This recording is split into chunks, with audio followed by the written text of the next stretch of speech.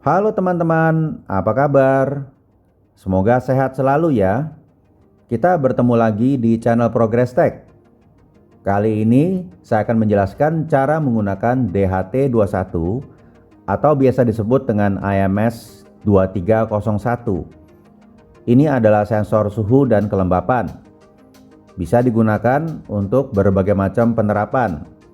Memantau suhu ruangan, stasiun cuaca, dehumidifier, pengatur kelembapan ruangan, dan sebagainya. Mari kita simak videonya. Nah, ini adalah data spesifikasi DHT21.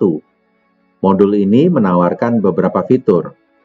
Penggunaan daya yang rendah, jarak transmisi data, telah dikalibrasikan, tingkat akurasi yang tinggi, dan sebagainya.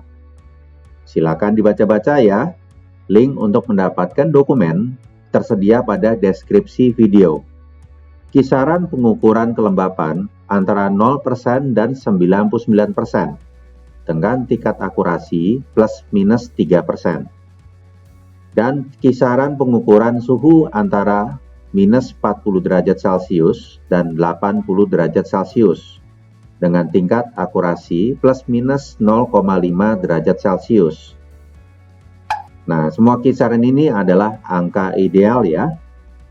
Pada bagian ini, kita bisa melihat model perilaku pembacaan nilai sensornya dan tingkat deviasi error pembacaannya. Jika nilai hasil pengukuran kelembapan melewati batas tertentu, tingkat deviasi errornya semakin tinggi. Suhu juga memiliki perilaku yang sama. Jika nilai suhu yang diukur melewati batas tertentu, tingkat deviasi errornya semakin tinggi. Jadi semoga teman-teman paham bagaimana menggunakan sensor ini ya. Ukuran DHT21 cukup besar, lebih besar daripada DHT11 dan DHT22.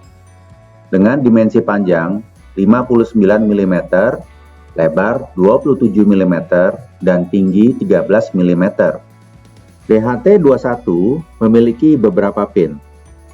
Pin VCC dihubungkan ke voltase 3,3 volt atau 5 volt, sebaiknya 5 volt. Pin ground dihubungkan ke ground microcontroller, dan pin data dihubungkan ke pin digital manapun. Agar nanti lebih mudah digunakan pada breadboard, saya menggunakan terminal block. Tapi teman-teman juga bisa langsung menghubungkan kabelnya ke microcontroller. Memasangnya juga cukup mudah. Silakan ikuti skema ini. Saya juga sudah tempatkan link skema ini di deskripsi video. Sekarang kita masuk ke kode programnya. Pertama, kita perlu memanggil library DHT. Biasanya library ini sudah tersedia dalam editor Arduino IDE setelah teman-teman melakukan instalasi editornya. Jika belum, silakan install dulu library-nya. Lalu kita mendefinisikan pin 2 microcontroller sebagai pin DHT. Berikutnya kita menentukan jenis DHT yang digunakan, yaitu DHT21. Kita melakukan inisiasi sensor DHT.